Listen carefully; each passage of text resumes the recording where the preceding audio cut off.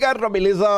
Como é que vocês estão? Meus amigos, o vídeo de hoje tá que tá, mas tá um dilema também. O dia de ontem foi movimentado em diversas áreas diferentes e eu tive que tomar, inclusive, uma decisão.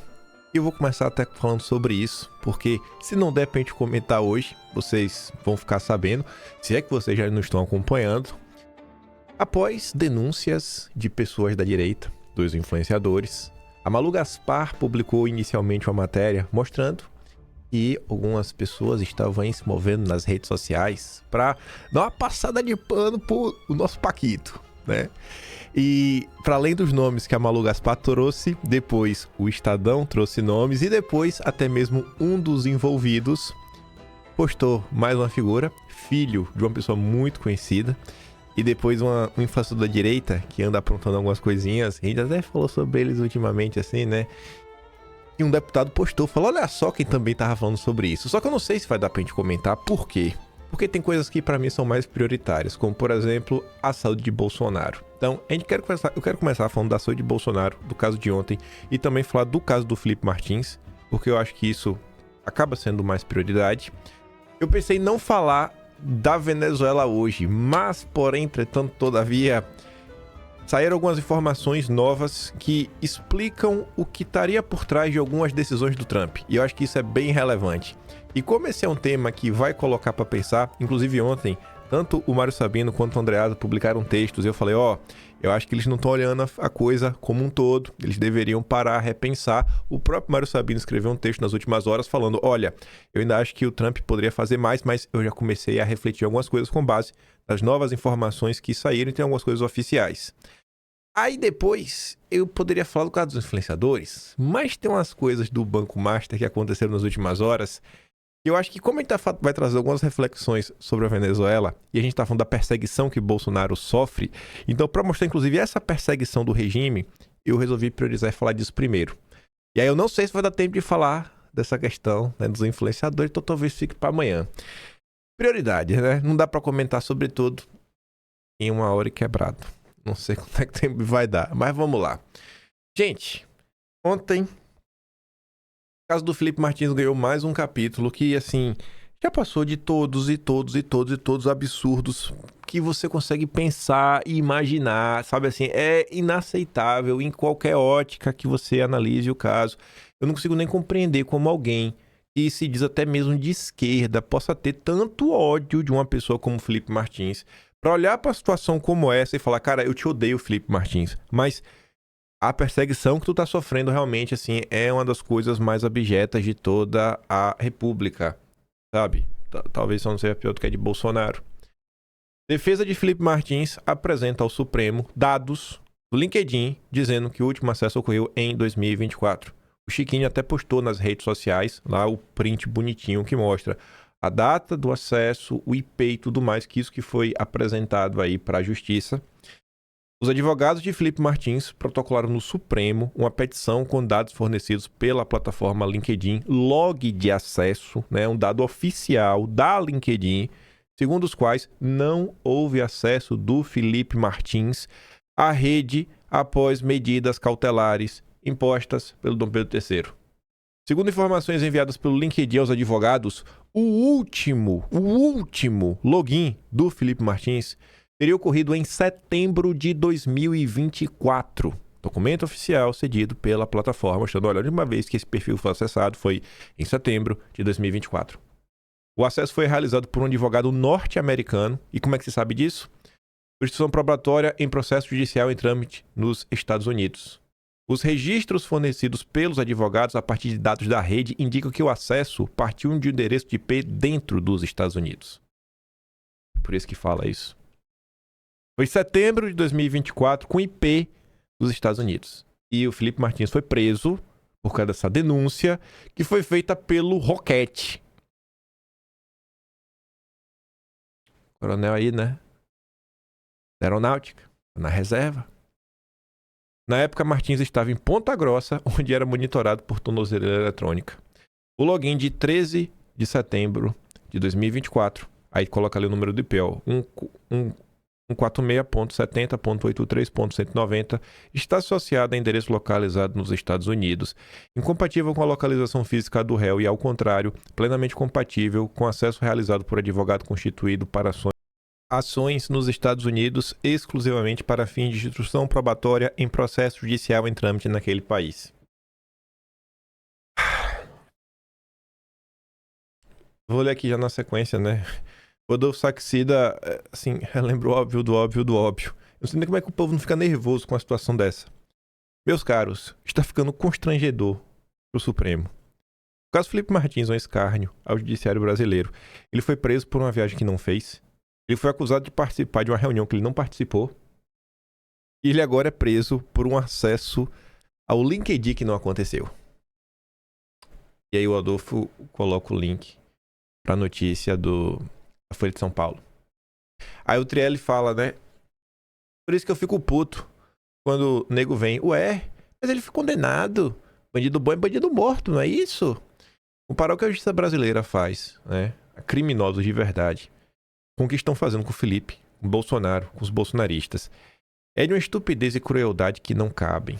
Impossível pacificar o país enquanto esse tipo de arbítrio ainda estiver ocorrendo. Isso aqui... Isso me corrói, viu? Olha, ai... Tem umas coisas que estragam o meu dia de verdade. Gente, o que tá acontecendo com o Bolsonaro é surreal. O dia de ontem, assim, os acontecimentos são as coisas, assim, que não dá pra entender. Simplesmente não dá. Simplesmente, assim, qual é a dificuldade de deixar Bolsonaro ir no hospital? Só isso. Acha que realmente vai fugir do hospital? Sério mesmo, assim, custa? Você não acompanhou nada que aconteceu no dia de ontem.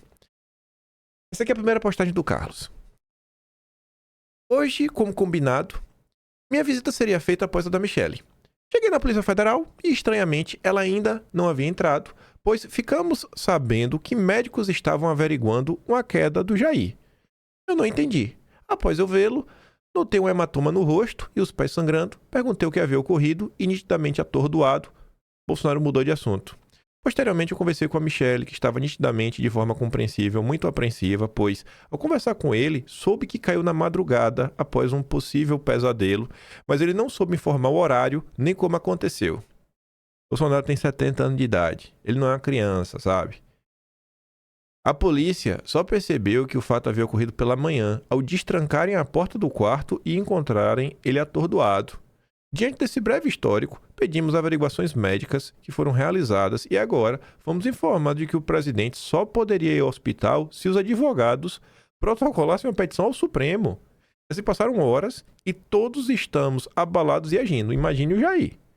Aí os relatórios estão sendo preparados para medidas posteriores, visando a manutenção de sua vida, visto que ele também possui labirintite, lamentavelmente, não está sendo acompanhado como deveria, inclusive tendo um fisioterapeuta impedido por 2 vezes de atuar para tratar do assunto correlato, né, na prisão. Michelle está em contato com os responsáveis e eu acompanho neste momento até possível liberação do meu pai para exames, se ele estiver vivo. Estamos esperando cerca de 2 horas, né, no hospital. Meu Deus. Foi bem. Aí aconteceu isso.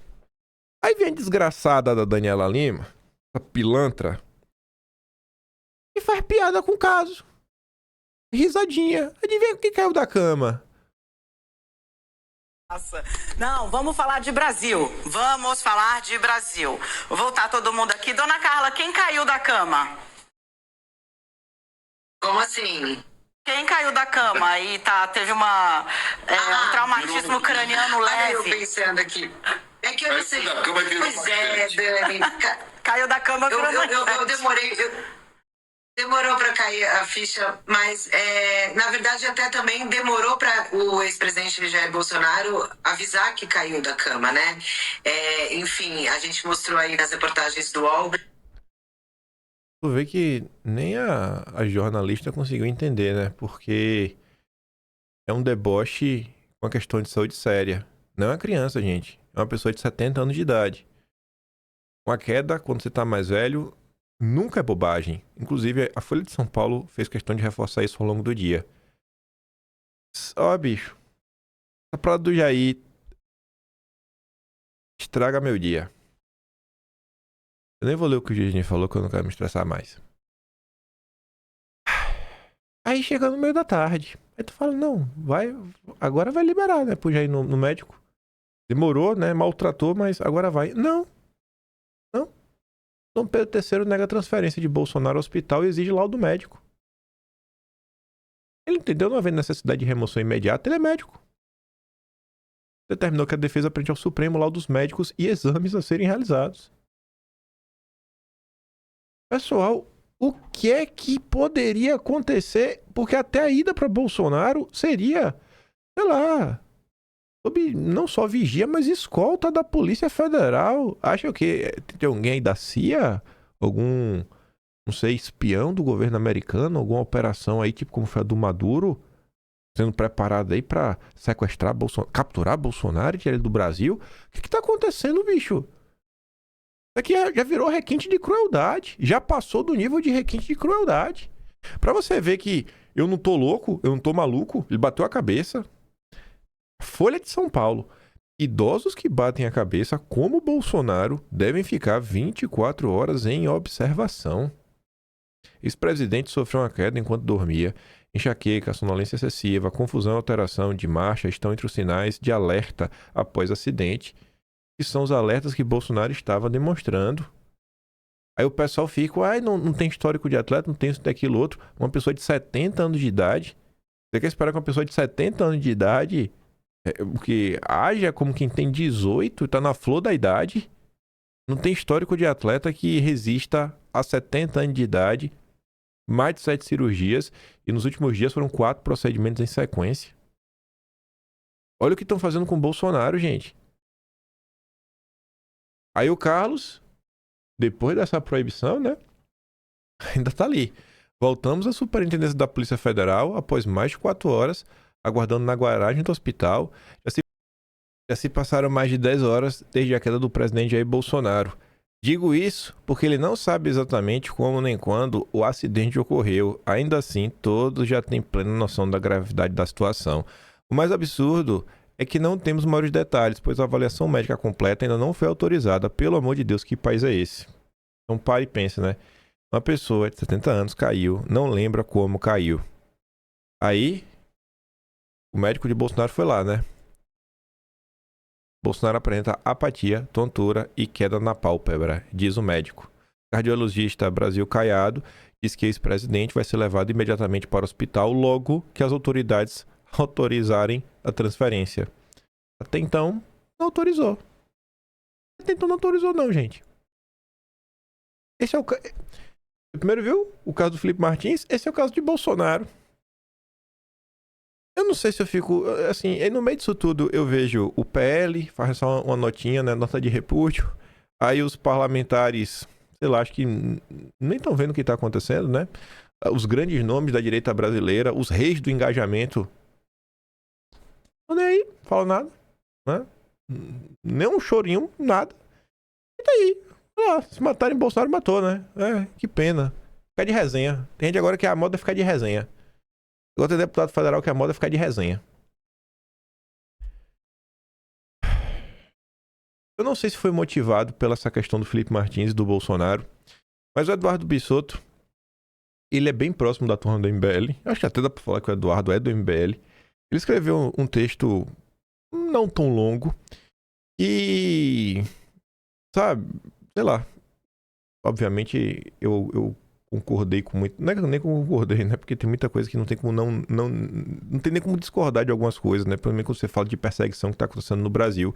Mas eu fiquei feliz de ver, sabe? Nesse momento, diante de tudo que tá acontecendo, sei lá, Jesus tocar o coração das pessoas para elas entenderem o que, que realmente se passa no Brasil, que já passou do ponto de divergência ideológica. Aí o Bissotto fala assim, ó, o apodrecimento moral do antibolsonarismo. Aquele que luta com monstros deve acautelar-se para não tornar-se um monstro, para não tornar-se também um monstro. Quando você olha muito tempo para um abismo, o abismo olha para você. É uma fala do Nietzsche. Aí ele fala assim, ó, há meses eu tenho sido consumido por um incômodo imenso. Pessoas com as quais eu já concordei, que eu já compartilhei análises e projetos, essas pessoas apodreceram completamente do ponto de vista moral. passaram a normalizar prisões injustas, comemorar perseguição a idosos, a aplaudir um verdadeiro estado de exceção autoritário, esmagando pescoços frágeis de modo covarde apenas por vingança política. Só ler isso daqui, e ele tá falando do bolsonarismo, eu já adianto, realmente conforta o coração, gente. E se você em algum momento já parou e pensou, será que eu não tô sendo maluco, né? Será que eu não tô vendo pelo em sapo, né? Pelo em ovo? Será que a direita realmente está sendo perseguida? Será que não é justo o que está sendo feito contra a direita? Não, tá não. Até pessoas... Então, ele fala, eu sou anti-bolsonarista, anti-ser moda. Até essas pessoas honestas, fazem uma análise honesta, estão vendo o absurdo que está acontecendo.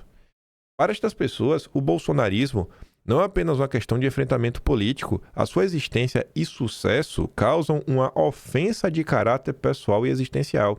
Ele se apresentou. Eu tenho propriedade para falar a respeito. Eu sou anti-bolsonarista muitos antes de virar modinha.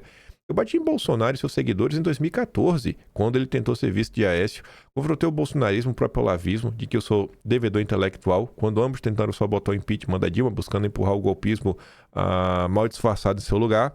Em 2018, estive nas trincheiras anti-bolsonaristas nos 2 turnos, opus-me ao seu governo por 4 anos e segui sendo anti-bolsonarista nas eleições de 2022.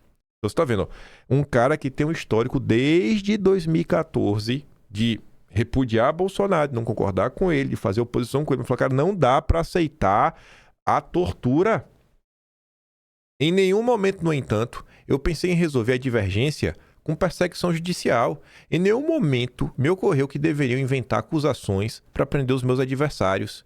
Eu fui alvo do Felipe Martins no auge da sua influência, minha esposa foi atacada, meu filho, ainda bebê, foi exposto e mesmo assim eu não imaginei destruir a vida dele. Minha solução como homem era bem mais simples e prática. Um dia eu acabaria encontrando ele pessoalmente e arrebentava na porrada. Pronto. Não vou perseguir ninguém por causa disso. Agora, eu vejo pessoas que se pretendem muito civilizadas e democráticas comemorando sua perseguição covarde, infame, nojenta de fazer corar Stalin e seus processos de Moscou. Um homem que é preso por fazer uma viagem que não fez. Uma viagem que, se tivesse feito, não incorreria na infração de nenhuma sanção legal, já que tais sanções não existem, né? Não existiam. Aqui falando da questão do Felipe Martins. Felipe que é condenado por ser autor de uma minuta golpista que estava no Google desde 2016. E por supostamente tê-la apresentado numa reunião que ele comprovadamente não participou. Mas os muito civilizados e democráticos comemoram. Eles aplaudem, eles vibram. Eles acham bela e moral um oficial da FAB agir como um X9, fazendo fofoquinha sobre o suposto uso de rede social, e justificam tudo isso com a ideia que Felipe seria o suposto ideólogo de um regime autoritário. E acabou que Felipe não acessou o LinkedIn desde setembro de 2024 e nem foi ele. Que autoritarismo, santo Deus! Que medida restritiva da liberdade foi implementada no governo Bolsonaro? Aliás, a verdade precisa ser dita. Foi um governo absolutamente bagunçado. Uma zona que durou 4 anos. Mesmo que Felipe fosse o tal ideólogo, a ideologia nunca saiu da teoria para a prática. E teorizar em países verdadeiramente civilizados não é e nem pode ser crime. Falemos do próprio Bolsonaro. Alexandre o Déspota forçou a sua condenação por ser o suposto chefe de um suposto golpe. Caso tal golpe tivesse sequer sido esboçado, seria a maior atrapalhada da história. Bolsonaro teria deixado para tentar o golpe já fora do poder, sem qualquer autoridade sobre militares e agentes de segurança, enquanto comia frango frito no KFC em Miami e usando como agentes de execução velhinhas e senhoras frágeis. Faz algum sentido esse golpe? Óbvio que não, vocês sabem disso. O 8 de janeiro de 2023 ainda é de ser explicado pela história. Alexandre o Déspota contou uma história da carochinha tão rocambolesca que nem mesmo completos idiotas são capazes de acreditar. Ao contrário da sua história patética, muitas perguntas seguem sem resposta. Ele continua. Por que o general Gonçalves Dias, chefe do Gabinete de Segurança Institucional do governo Lula, abriu as portas para os manifestantes invadirem o Palácio do Planalto? Ele está perguntando. Outra pergunta. Por que os manifestantes agiram de modo cordial com G. Dias, cumprindo suas ordens e desistindo de ir em direção ao gabinete de Lula? Quem deu a ordem para a polícia militar abandonar o cordão de isolamento em frente ao Supremo, se retirando do local e praticamente convidando os manifestantes a invadir? Por que o batalhão presidencial que fica alojado no Ministério da Defesa não foi mobilizado?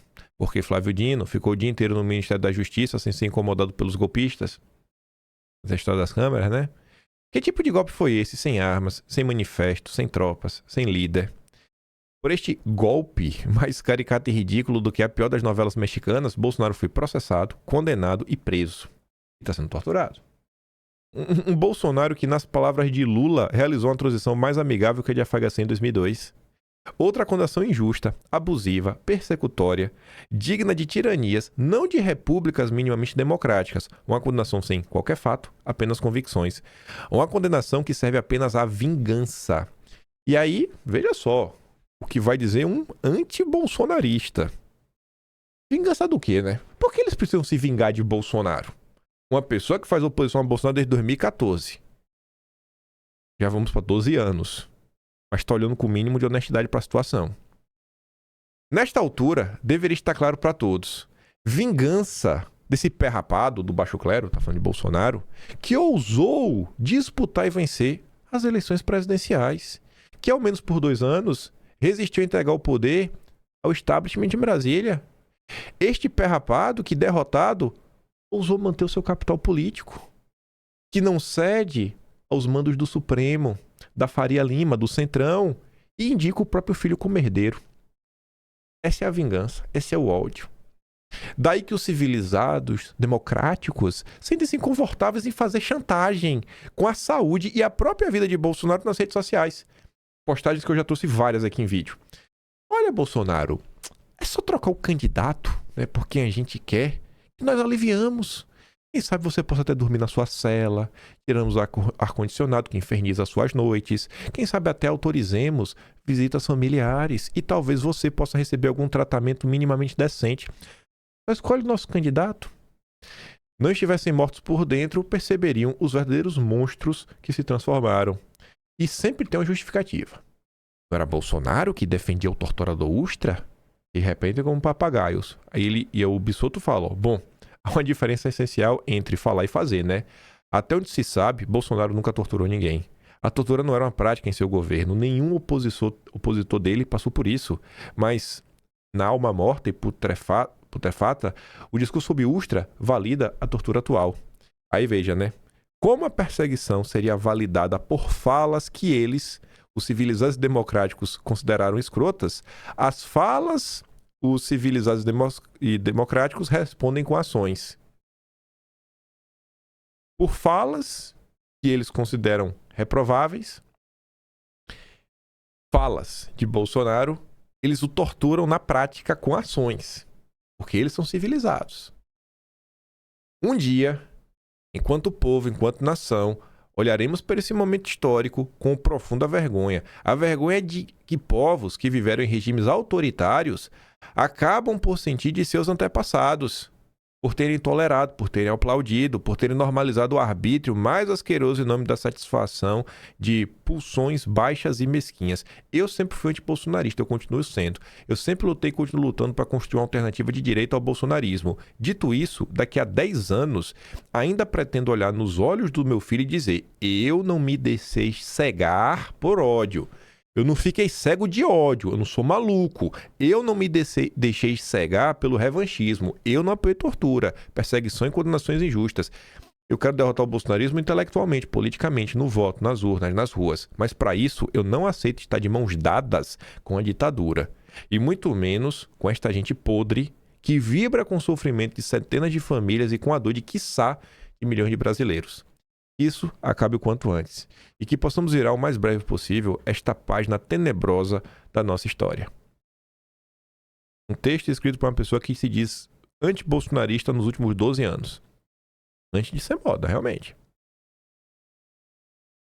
Esse caso de Bolsonaro não tá te incomodando. Tu tá morto por dentro. Esse caso de Bolsonaro não te chama atenção. A gente já normalizou o absurdo. A gente normalizou o absurdo. A maior liderança popular do país, que move, né, rios e céus, o povo vai atrás e tá por isso mesmo.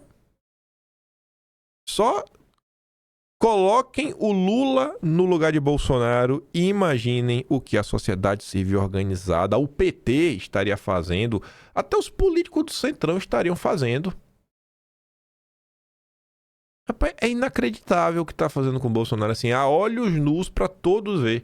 Que isso sirva, assim, de realmente reflexão para vocês. Se vocês têm algum apreço por esse cara, e eu acho que todos deveriam ter, eu acho que é obrigação de qualquer pessoa nesse país que se considera, sei lá, brasileiro ter algum tipo de apreço. Não vou nem falar de direito, não. Qualquer brasileiro. Qualquer brasileiro. Porque esse cara aqui teve um papel importantíssimo na nação de despertar as pessoas para acompanhar a política de ambos os lados. Nunca se acompanhou tanto política por causa desse cara. A esquerda passa o dia todo falando dele, a direita também. Qualquer brasileiro deveria ter o mínimo de respeito por esse maluco aí. E tá ali. Não, vai lá, sofre aí, Bolsonaro. Ah, meu Deus.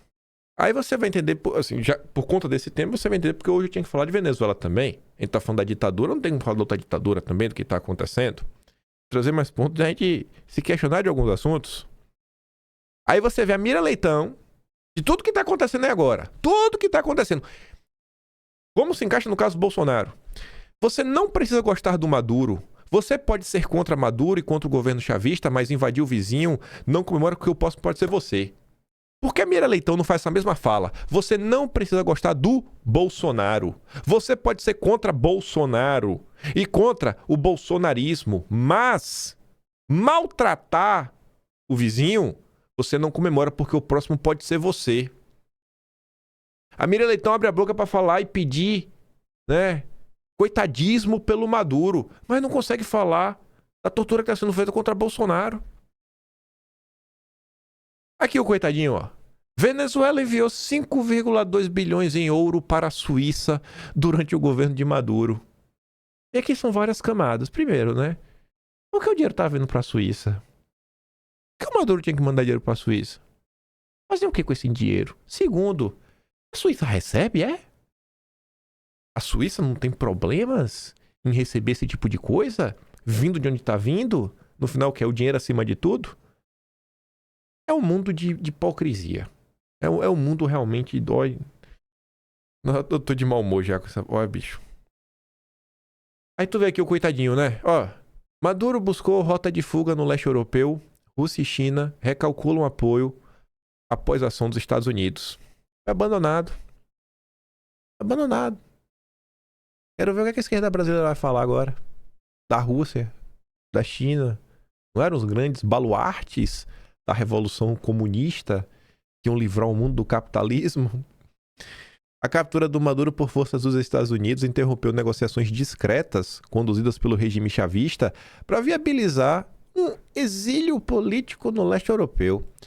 Segundo relatos diplomáticos, emissários venezuelanos sondaram o governo de Belarus na semana que antecederam a ofensiva americana, avaliando a possibilidade de acolhimento do Maduro sob proteção do Lukashenko, que é aliado histórico do Kremlin. Embora tenha apoiado o chavismo por 2 décadas, a Rússia optou por não oferecer asilo direto a Maduro. E por quê? A avaliação em Moscou foi que um gesto desse tipo poderia comprometer a relação do Putin com o Trump, onde, especialmente na guerra da Ucrânia, que é a principal prioridade da estratégia do Kremlin. Belarus surgiu assim como alternativa intermediária, politicamente alinhada à Rússia e menos custosa do ponto de vista diplomático. No final do dia, no frigir dos ovos, farinha pouca meu pirão primeiro. Farinha pouca meu pirão primeiro. E você vê que querendo não, né? Realmente essa ação do governo americano de capturar o Maduro, ela teve impactos na geopolítica mundial. E é difícil você quantificar só olhando para o que está acontecendo, e às vezes vê o país, pô, mas está todo mundo lá ainda, né? A ADC não caiu, o Diosdado Cabello também não caiu, né? Todo o chavismo ainda está nas instituições. Mesmo assim, não tem como negar que não teve um impacto. Publicamente, o governo russo condenou a captura e voltou a criticar o que classifica como intervencionismo americano, igual Lula, no público. Só que nos bastidores, prevalece a cautela. Avaliações internas indicam um temor de que o sucesso da operação fortaleça Trump e leve a uma postura mais dura nas negociações sobre a Ucrânia, porque o mundo teria apoiado a questão do Maduro. Então, por que não? Vamos para cima, Trump. O restante todo aí E Pequim, a China, tá ali, né? Só de bizu, de longe. A China adotou um tom ainda mais contido. Pequim sempre manteve relação pragmática com Caracas, baseada em petróleo e financiamento de infraestrutura, evitando envolvimento militar direto. Nos últimos anos, reduziu a exposição financeira diante do colapso econômico venezuelano. No atual cenário, a prioridade chinesa é preservar negociações comerciais e estratégicas com Washington. Analistas avaliam que Pequim não pretende transformar a Venezuela em foco de confronto, sobretudo em um momento em que Taiwan e o Indo-Pacífico concentram, né, as suas atenções. Aí, vejam só, né? Como você tem que ir pegando várias coisas para no final do dia você ter algumas certezas e ainda mais dúvidas de tudo que está acontecendo. Não tem como qualquer pessoa honesta também olhar para a situação da Venezuela e falar: meu Deus, como essa questão toda é complexa. Como Trump passa longe de ser um herói, mas também passa longe de ser um completo vilão. Flautista de Genebra andou trazendo alguns bastidorzinhos que ele ficou sabendo, e ele realmente tem esses bastidores. A Tsuki fala assim, né? As exigências de Trump que permitem a governança da chavista Delcy Rodrigues incluem os interesses dos Estados Unidos no petróleo, a expulsão de inimigos do território venezuelano em cooperação estratégica. Então, nesse ponto aqui, realmente tem algum tipo de ganho. Expulsar, falar, ó, vamos começar a tirar aqui o pessoal, né? Vamos despetizar o país aos poucos. Só que as eleições, que é um grande ponto que acho que interessa, né? Ver se realmente volta a ser um governo mais democrático, não são a exigência imediata de Trump, já que, segundo ele próprio, não haverá eleições nos próximos 30 dias. Sabe que o governo americano escolheu para representá-lo numa reunião da ONU? A Transparência Internacional. A ONU não é um espaço neutro. Quem fala ali em nome de uma narrativa global, não apenas de um país, ao escolher a Transparência Internacional, o governo Trump aceita a moldura moral e institucional da entidade e, por consequência, de quem a financia, legitimando esse ecossistema. Pode-se torcer por Trump pela democracia na Venezuela, mas não é preciso ser cego e entender todas essas nuances. Vamos aqui ouvir o flautista. Por que é que houve esse pacto com Delcy Rodrigues, a nova presidente da Venezuela? Bom, e o que eu trago justamente são informações que mostram que não é que houve apenas um acerto, olha, você assume, eu, na verdade, aqui de longe, no caso eu, Donald Trump, continuo de alguma forma mandando e desmandando. Não, houve um pacto no qual o governo americano apresentou exigências a Delcy Rodrigues para que ela possa assumir. Na verdade, para que ela possa governar. Na verdade, para que a estrutura do chavismo continue no lugar. Então, quais são essas exigências? O que é que Donald Trump quer? Em primeiro lugar, o óbvio, como ele mesmo disse, acesso ao petróleo. Ou seja, acordos, a abertura justamente do mercado venezuelano para que as empresas americanas possam investir e possam, obviamente, desfrutar dessa enorme riqueza. Inclusive, nesta semana, o governo Trump vai ter já reuniões com CEOs das empresas americanas para ver como é que isso pode acontecer. Em primeiro lugar. Esse ponto já estava meio precificado, né? Todo mundo falando de petróleo. E o Jamil fala que, além disso, o petróleo também fala com os CEOs de empresas americanas. Aqui tem uma questão ainda a mais. Primeiro, né? O óbvio. Ele falou lá atrás de parceria, levar infraestrutura e tudo mais. Também não tem nenhum bobinho, né? Essas empresas indo para lá, obviamente, elas vão talvez até dominar o mercado e vai ser bastante lucrativo para essas empresas. O povo ganha alguma coisa, mas o governo dos Estados Unidos, essas empresas também ganham. Só que, gente, deixando essa parte de lado, tem outro ponto. Veja que a administração Trump está trabalhando em parceria com as empresas. Você vê que existe um diálogo entre o governo e o setor privado. Eu sei qual é o Atlas. Falando sobre... Pronto. Falando isso aqui, eu não ia mostrar, mas agora por causa do vídeo ontem, né, que eu falei do PT, de Lula, então agora isso meio que se faz necessário. Então deixa eu primeiro aqui pegar para falar desse caso de agora e depois eu falo do que ficou faltando ontem, que eu fiquei ontem procurando a notícia para mostrar para vocês. Falei, nossa, não tô achando notícia do PT. Pronto, já tá aqui até aberto. Olha só. Trump vai falar com os CEOs das empresas americanas. Quer queira, quer não, aos trancos e barrancos, o Trump ele tá caminhando assim numa linha que tem uma coerência até então, mesmo com alguns reveses, o Trump alguns podem nem entender, mas ele está marchando numa mesma direção. Numa mesma direção. Eu só lembro aqui qual capítulo. Deve estar aqui, ó. Esse aqui. Soberania versus liberais. Não o Departamento de Estado, né? Mas o Council of Foreign Relations, né? O pessoal da Foreign Affairs. O pessoal já tinha cantado a pedra, porque essa é uma discussão que já estava a nível de Estado, independente do governo, Biden, Trump, democrata, republicano. O Estados Unidos, enquanto país, enquanto nação, iria dar uma guinada, uma mudança. Estava ali, ó, o retorno da governabilidade hamiltoniana. E esse texto é um texto longuíssimo, a gente abordou ele do início até o fim, assim como abordamos a Estratégia Nacional de Segurança, que é algo importante para entender. E em determinado momento desse texto, e basicamente acho que esse parágrafo aqui mesmo, falava, né? A direita libertária ficará desapontada com a existência do nexo e ele se aprofundará inexoravelmente. Deixa eu ver, acho que tem que ler esse restinho aqui. Aqui, ó. Líderes empresariais e governamentais estão descobrindo hoje o que Hamilton pode ter dito a eles que é verdade há muito tempo. Política econômica é estratégia e vice-versa. Política econômica é estratégia. Estratégia geopolítica também. Os efeitos combinados da revolução da informação, a mistura massiva de investimento e ativismo regulatório por governo no complexo energético, petróleo, né, envolvido na luta contra as mudanças climáticas, o impacto contínuo das mudanças regulatórias introduzidas na esteira da crise financeira, colocaram o mundo corporativo e o Estado americano em contato íntimo. O Estado americano e o mundo corporativo, né? O mundo privado, CEOs, por exemplo. O papel da competição econômica e tecnológica na disputa com a China reforça o casamento entre Casa Branca e Wall Street. Já sabia, a China é um problema. E para combater a China, a gente vai se unir enquanto nação. Aí continuava, né? Essa união entre o mundo privado e o Estado iria incomodar a direita libertária, que ia acabar com o Estado. Mas como assim essa relação? Não, cara, vai existir.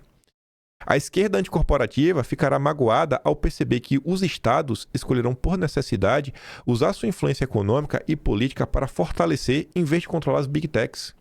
Na era atual da competição geopolítica, Washington vai se preocupar mais se suas empresas de tecnologia são fortes o suficiente e bem equipadas o suficiente para ficar à frente de seus rivais chineses do que se as empresas de tecnologia dos Estados Unidos estão se tornando grandes demais. Os futuros presidentes têm mais probabilidade de resistir aos esforços da União Europeia para impor pesadas multas antitrust às empresas de tecnologia dos Estados Unidos do que impor regras semelhantes em casa.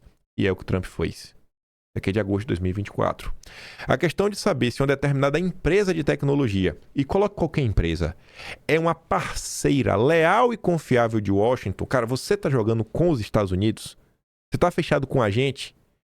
Importará mais para o governo dos Estados Unidos do que se a empresa é muito grande ou muito rica. Essa realidade, por sua vez, levará as grandes empresas de tecnologia a buscar um modus vivendi com o Estado. Amplie isso não só para as empresas de tecnologia, como todas as empresas. E aí tá falando, o Trump vai se reunir, sabe? O melhor do cenário, gente, não é um mundo que o setor privado comanda tudo, ou a utopia comunista, que aí é o Estado comunista que controla todos os meios de produção e tudo mais. Normalmente, o melhor vai ser um mundo onde um país, ele tem o Estado e a iniciativa privada trabalhando de forma conjunta. O Estado sempre no papel de um verdadeiro fiscalizador que vai garantir que a iniciativa privada, né, os de cima não esmaguem os pequenos empreendedores, os pequenos empresários, os médios empresários, e a iniciativa privada também fiscalizando e cobrando o Estado para impedir que o Estado se desvirtue, né, do seu papel. Só que no Brasil a gente tem o pior de ambos os cenários. E aí só para mostrar no vídeo ontem que eu falei, cara, aquela denúncia do Lula, que o Golbery escolheu o PT para ser o partido. O Partido Comunista teve problema, né? O Pablo Brizola. E falou, não, vocês querem entrar para a política? Vai para o PT. E tava ali, ó. O PT era composto de 1, 2, 3, 4, 5, 6, 7, 8, 9, 10 alas diferentes. Uma dessas alas era essa aqui, ó, Causa Operária. O jornal da época, o print do jornal da época é esse. Trotskista ligado ao Partido Obreiro Argentino e ao Partido dos Trabalhadores do Uruguai. Sindicato do FNO de São Paulo. Aqui, ó, Rui Costa Pimenta, neto do anarquista italiano de mesmo nome, que introduziu o trotskismo no Brasil. Assim, o PT foi criado para controlar a esquerda no Brasil, que alguém estava comentando ontem. Eu estava procurando essa notícia, prometi que ia mostrar no vídeo de hoje, tá aí. Atlas de dezembro de 2023. Inclusive é um dossiê que a gente compara Lula e Bolsonaro. O nome é dossiê Soberania Nacional Lula e Bolsonaro. Deixa eu ver se não é isso. Dossiê Soberania Lula versus Bolsonaro. Mas vamos voltar aqui pro flautista. Vá, flautista. Em segundo lugar, quer que a Venezuela pare de abastecer petróleo para os adversários, claro, do governo americano. Ou seja, principalmente Cuba, Irã e China. A outra exigência, que os operativos iranianos, cubanos, vários cubanos, inclusive fazendo a proteção de Nicolás Maduro, e qualquer outro tipo de adversário dos Estados Unidos, sejam expulsos do território da Venezuela. Agora, a parte que é curiosa dessas exigências é a questão da eleição. Os americanos, então, não pediram uma eleição? Não.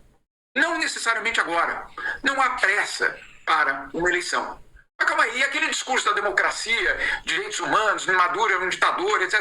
Tudo isso é verdade. Tudo isso a gente já sabe que é tudo isso. Mas na lista não há a exigência de que haja uma eleição no curto prazo. O que, claro, deixou a oposição venezuelana, Maria Corina Machado, Edmundo Gonzalez, etc., extremamente preocupados. E nesta noite, Maria Corina Machado admitiu que a última vez que ela falou com Donald Trump foi em outubro. Estava lendo tudo que saiu sobre essa reunião do Conselho da ONU, e praticamente todo mundo, inclusive aliados importantes dos Estados Unidos, como o México, meteram pau nos Estados Unidos. Só a Argentina que foi lá puxar o saco do Trump? Teve mais alguém? Olha, só a Argentina e, na verdade, a representante da Transparência Internacional, que foi convidada justamente pelo governo americano.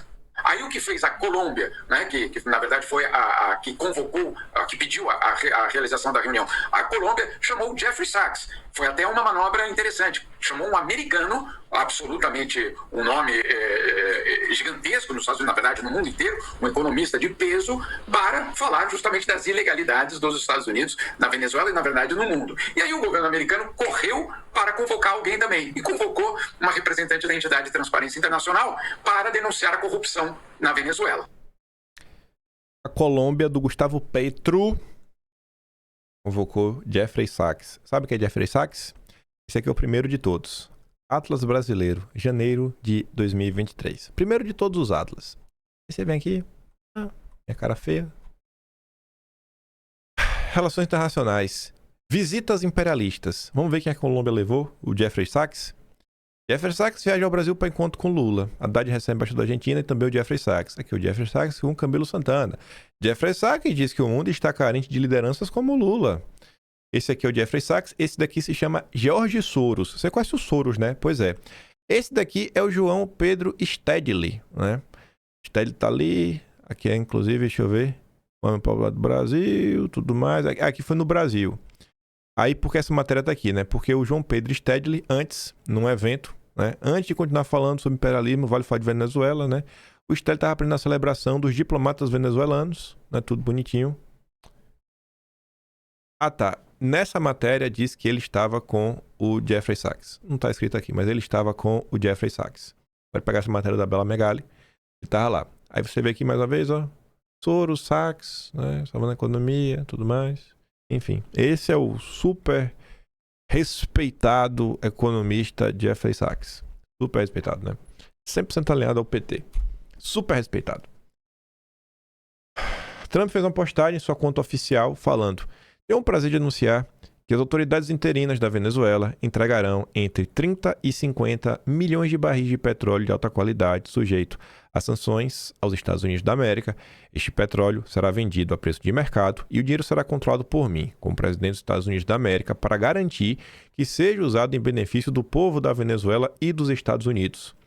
Solicitei ao secretário de Energia, Chris Wright, que execute este plano imediatamente. O petróleo será transportado por navios-tanque e levado diretamente aos portos de descarga nos Estados Unidos. Agradeço a sua atenção a este assunto. Aí você fala, pô, mas isso tudo mais, o dinheiro tá voltando, mas já tem uma tutela sobre como esse dinheiro vai ser gasto, né? Eu realmente espero que vá povo venezuelano. Aí veja só. A oposição na Venezuela teme próximas ações de Trump e recorre à Constituição para pressionar por eleições. A turma da Maria Corina Machado. Entre figuras do núcleo político ligado a Maria Corina Machado e líderes da sociedade civil, há um retrogosto amargo desde a captura do Maduro. E o Trump não está até então lutando por eleições, né? Nesse núcleo duro da oposição, que negociou com a Casa Branca e acenou elogiosamente a Trump, celebra-se a extração cirúrgica do herdeiro político de Hugo Chávez, mas logo se adenda que estão incomodados com as falas de Trump e que tudo daqui em diante ainda é uma grande dúvida. Gerou mal-estar geral, em especial, o fato de Trump ter dito em Ar-a-Lago que Maria Corina é uma mulher muito legal, mas que não tem o respeito necessário para liderar a Venezuela. É uma fala aí, né, que realmente desagrada. E eu acho que às vezes não ajuda. Aí veja só, como esse caso é complexo e como não entender o funcionamento de um país. A gente até debateu sobre isso no Quinto Elemento, o programa que vai hoje levar o Puxando o Fio. A gente até entrevistou o Pazuello para falar um pouco de Venezuela e outras coisas. O Mário Sabino ontem tacou o pau. Hoje ele fala, pô, ainda taca o pau, mas eu já começo a refletir. Venezuela, os fatos que levaram Trump a recusar apoio a Maria Corina.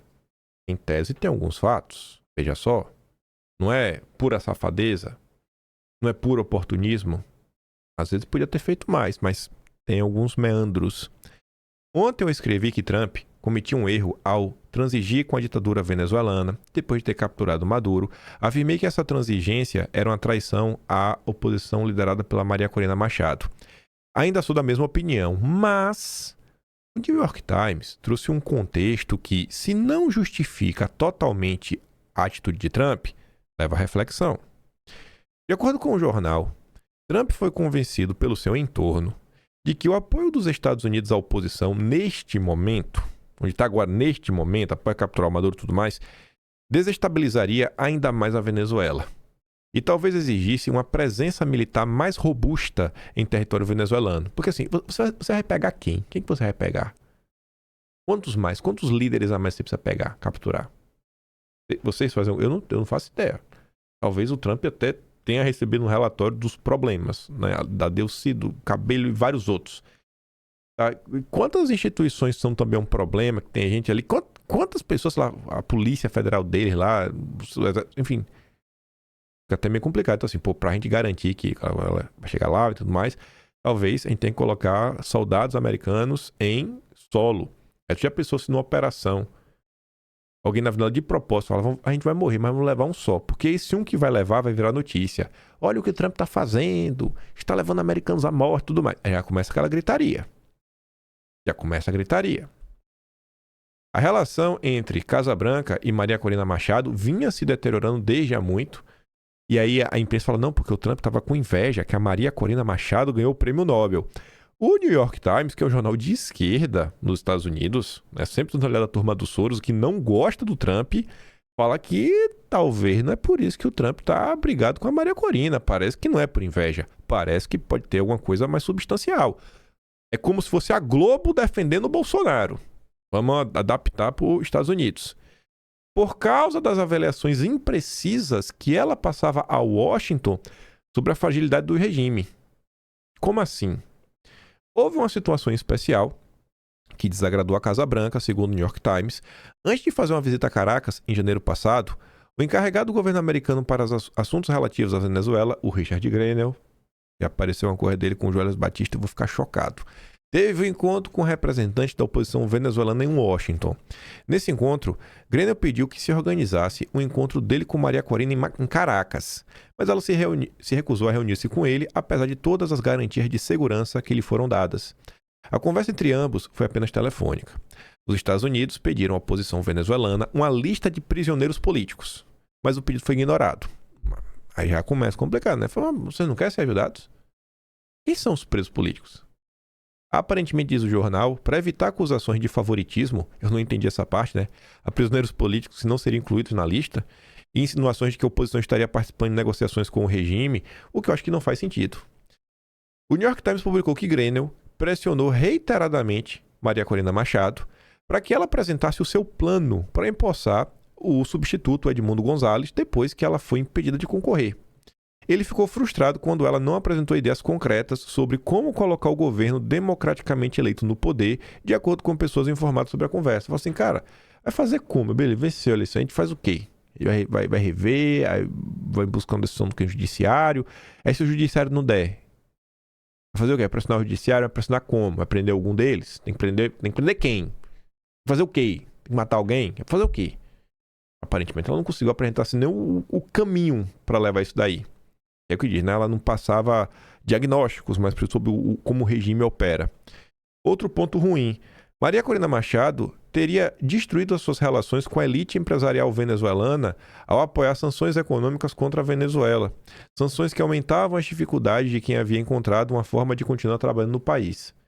Assim como o Brasil tem uma elite podre que só pensa em ganhar o dinheiro, a Venezuela é a mesma coisa. Ah, não, Maria Corina Machado tá aí, botando sanção. Eu prefiro ficar sem amigo do Lula. Lula Maduro aqui no caso. As declarações de assessores da líder oposicionista de que cada dólar que entrava na Venezuela servia para financiar o regime também distanciou integrantes da sociedade civil empenhados em melhorar as condições de vida da população. Há de se reconhecer que, depois de mais de 2 décadas, sob o tacão de uma ditadura feroz, a oposição venezuelana produziu ótimos símbolos, mas não boas estratégias. Isso contribui para dar sobrevivência à ditadura bolivariana. Assim, tem alguns meandros no meio da situação que você vê, cara, a situação não é só assim, eu sou miserável, eu só quero o petróleo. Mas então ele tá bem preocupado com o petróleo, né? Aí vem a Globo com mais informações, repercutindo isso na Reuters, né? A CIA conclui que pessoas leais ao regime de Maduro são mais adequadas para liderar a Venezuela, dizem fontes. Olha o que diz. Uma avaliação sigilosa da CIA, apresentada por Trump, concluiu que lideranças leais ao Maduro, incluindo a Delcy Rodrigues, estavam mais bem posicionados para manter a estabilidade se Maduro perdesse o poder, disseram doações informadas sobre o assunto na segunda-feira. As fontes, falando sobre condições de anonimato, confirmaram a reportagem exclusiva do Wall Street Journal. Trump foi informado sobre o relatório e ele foi compartilhado com um pequeno grupo de sua equipe graduada de segurança nacional, disseram as fontes. A avaliação foi uma das razões pelos quais Trump decidiu apoiar Rodrigues em vez da Maria Corina Machado. A Casa Branca se recusou a confirmar a reportagem. Aspas. Trump é rotineiramente informado sobre a dinâmica política interna de todo mundo. O presidente e sua equipe de segurança nacional estão tomando decisões realistas. Essa palavra vem aparecendo muito na imprensa de hoje em dia, né? Realistas, para finalmente garantir que a Venezuela se alinhe aos interesses dos Estados Unidos e se torne um país melhor para o povo venezuelano, disse aí a Caroline Levitt, que é a porta-voz da Casa Branca.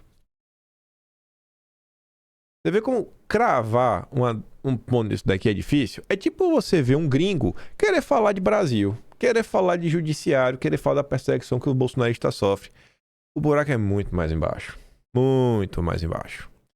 Mas vamos falar aqui um tiquinho do Master. Acho que nem vai dar pra falar tudo que eu tinha programado. Acho que eu vou só até a notícia do Supremo indignado. Dias atrás, o ano já começou com tudo, só que a gente tava comentando porque o Maduro roubou a cena, né? Maduro tava demais, né? TCU vai determinar inspeção no Banco Central. Começa aqui, dia 2. Jonathan Jesus, o que é médico e chegou ao tribunal por indicação do Centrão.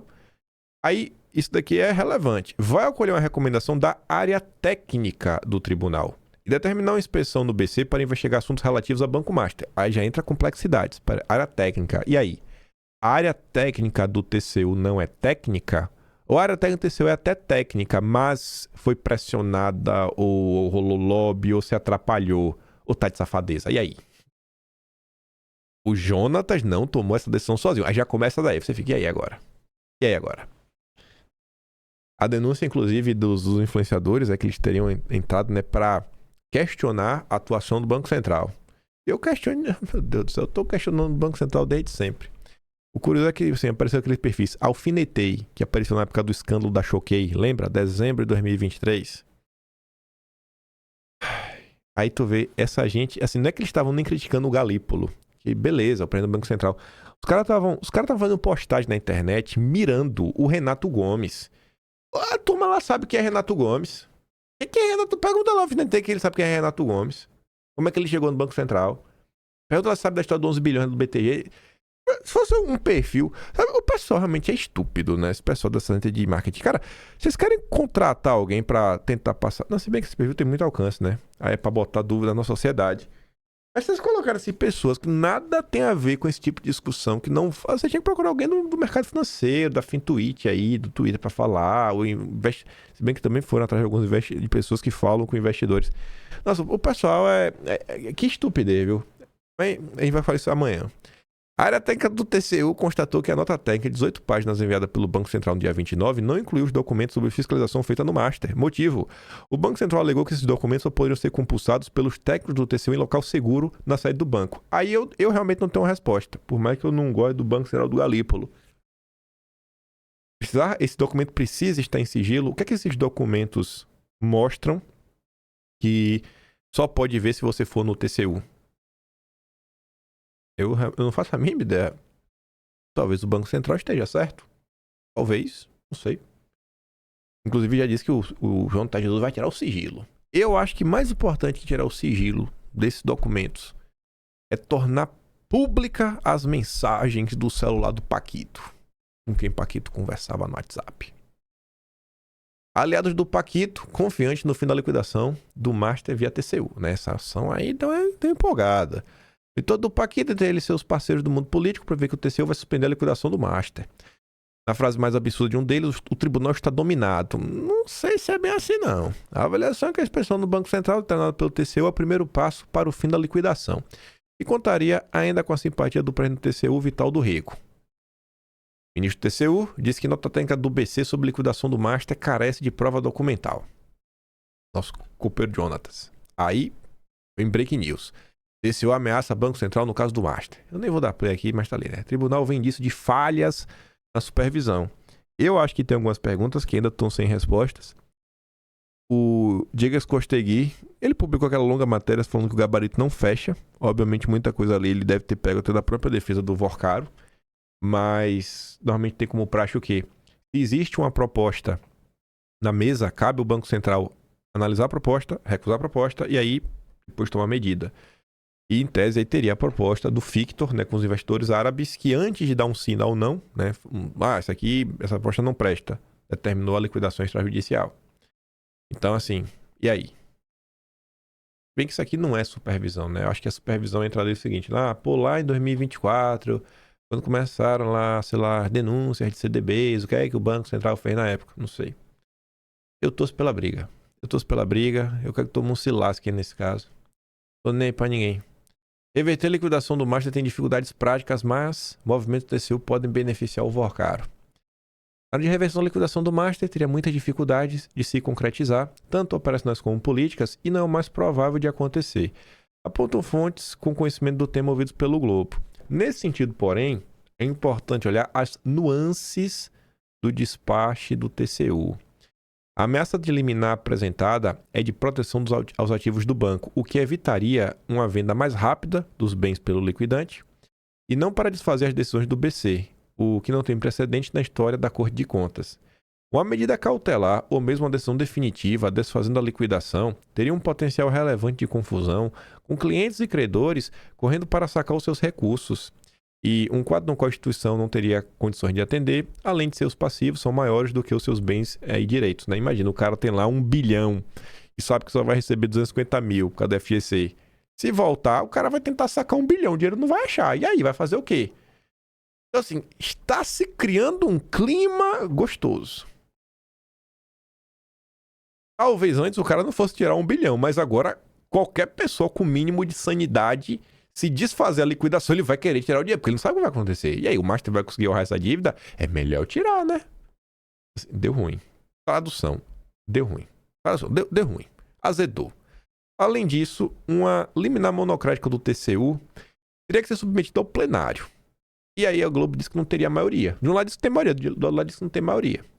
Uma das leituras é que estaria se criando um clima para se apontar falhas no processo. Isso protegeria e beneficiaria diretamente o Paquito. E talvez esse seja o ponto. Que acusar de ter feito fraude na gestão do banco, conta com a vasta e conhecida rede de contatos políticos, especialmente do Centrão, de onde o Jonathan veio. Uma decisão com irregularidades poderia permitir não só que o Paquito ficasse com parte dos recursos do banco, como ainda pedir indenização para liquidação. Também chama a atenção no despacho do ministro do TCU que ele dá ciência ao Toffoli sobre a sua decisão. Alguns interlocutores enxergam nisso um movimento coordenado entre os dois. A atuação de Jonathan tem causado incômodo dentro e fora do TCU. Fontes apontam que, mesmo estando em minoria nesse tema, as decisões acabam afetando a imagem do órgão, dado que a forma como esse processo está ocorrendo é incomum. Aí, a Estadão foi atrás e, segundo o Estadão, está 6-3 contra o Paquito.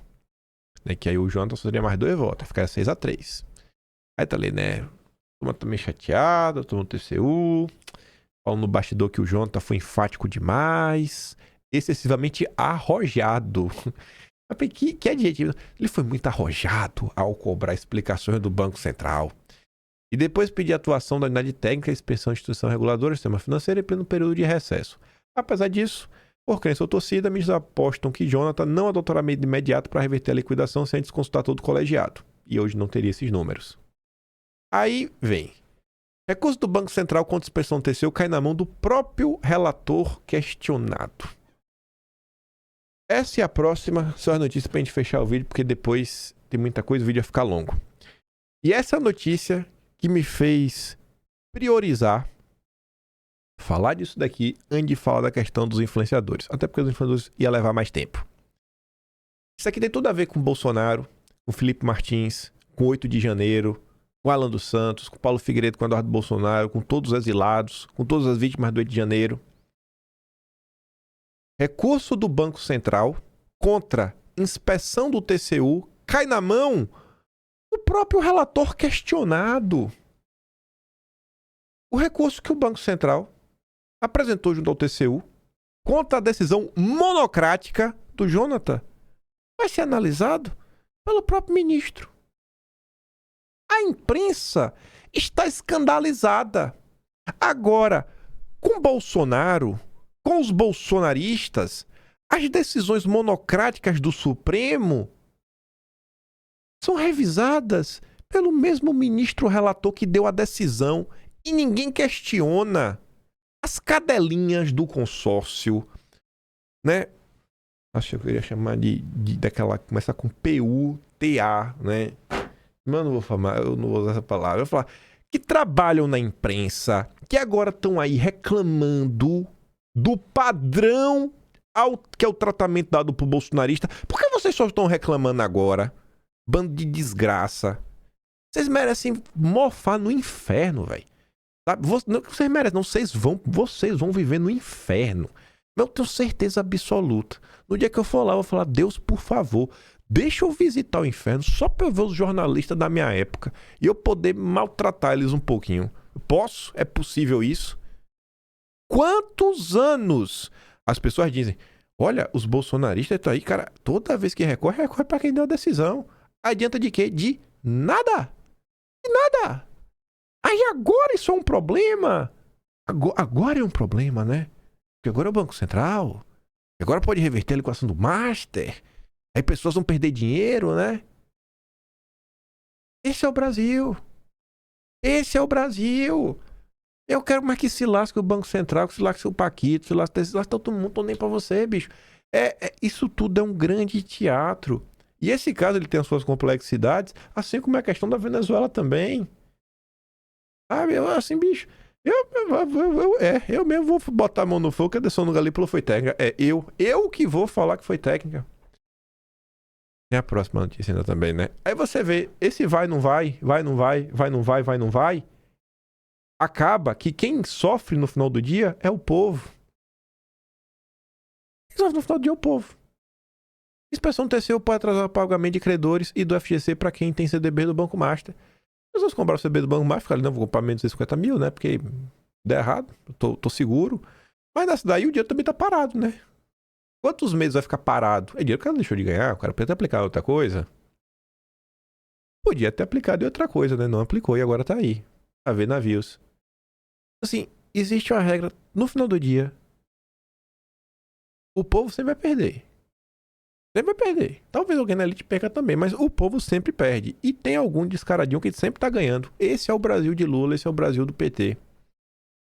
Aí vem o Armínio Fraga pra também falar do caso, falar que risco de reversão no caso Master é absurdo, né? Aí agora o Armínio Fraga aparece. Ele disse que é praticamente o Banco Central erre na avaliação. O Banco Central não erra nunca, é perfeito. Não há nada interpretativo nessa análise, é pessoa técnica. Tudo no Brasil, é tipo a taxa de juros também, né? É 15% técnico. Não é 14,98, 97, 96, não é 15,3, não, é 15. Por quê? Porque é 15. É técnico. Tudo no Brasil é técnico. E aí, eu encerro com essa. A mesma Malu Gaspar, que revela para o Brasil o contrato de 129 milhões, agora fala com novos ministros, que parece agora que fazem parte de outra ala do Supremo, que eles reprovam a ofensiva do TCU contra o Banco Central. Ou talvez aqui nessa rinha de instituições o TCU tenha menos direitos que o Banco Central. Aí nessa hora também aparece um monte de gente indignada. Aí você vê por que eles estão ofendidos, né? Porque agora é com ele, assim, é porque agora, eu não sei, é o Banco Central. Porque quando saíram notícias de que o Toffoli poderia fazer isso, não apareceu nenhum ministro para criticar. Pelo contrário, os próprios ministros que a Malu Gaspar falou, no caso do Toffoli, falaram, não, a gente acha que o Toffoli com certeza está tomando decisão com base em informações que ele tem no inquérito. O Toffoli, ele tem o direito de tocar o caso como ele quer, mas o TCU não! Então assim, é o corporativismo na veia! Ninguém liga para nada! A ofensiva, né, do Jonathan contra o Banco Central conseguiu unir ministros de diferentes alas do Supremo. Pode acho. Peraí que... Ficou fora de ordem. Peraí, ficou fora de ordem. Tá faltando aqui uma imagem? Aqui. Ah não, peraí. Peraí que ficou fora de imagem aqui agora. Será que ficou aqui no finalizando do vídeo? Ele acho. Cadê? Ai, Malu Gaspar. Não é possível. Deixa eu abrir a matéria da Malu Gaspar e mostrar pra vocês o final. Ai. Deixa eu pausar aqui o vídeo. Pronto.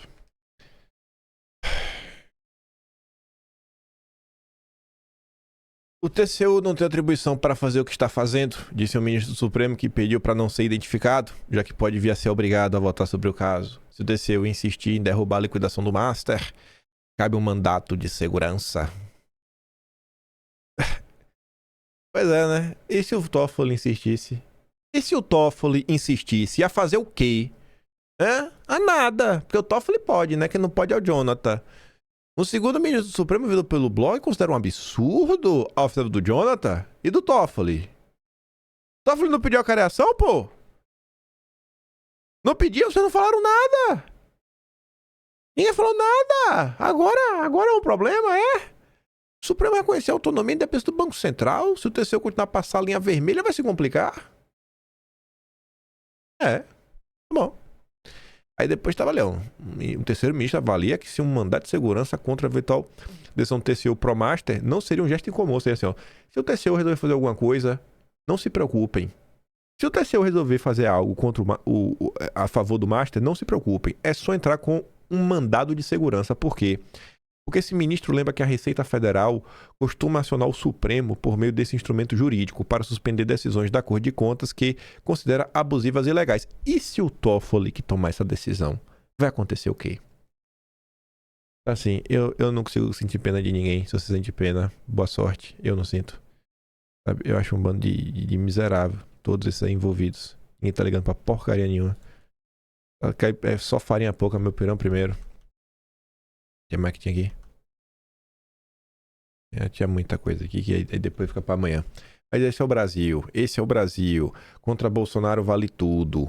Contra os bonitinhos não vale nada.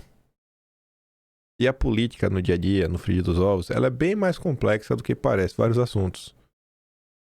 Ah, Jesus, viu? Que loucura. Amanhã a gente fala sobre esses casos, traz algumas imagens.